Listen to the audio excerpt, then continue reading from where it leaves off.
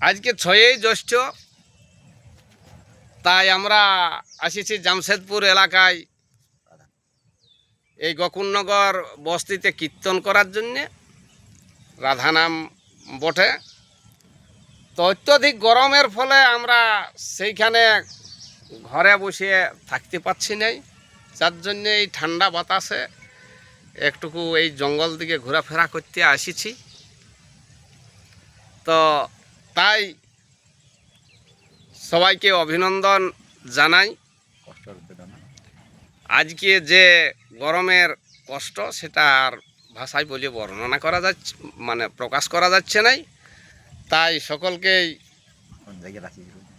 অভিনন্দন জানাই, যেন সবাই ভালোভাবে থাকে এবং ভালোভাবে ঘোরাফেরা করে ঘর ফিরে যায়। যার জন্যে আমি সকলের কাছে আবেদন করছি আর সকলকেই নমস্কার জানাই।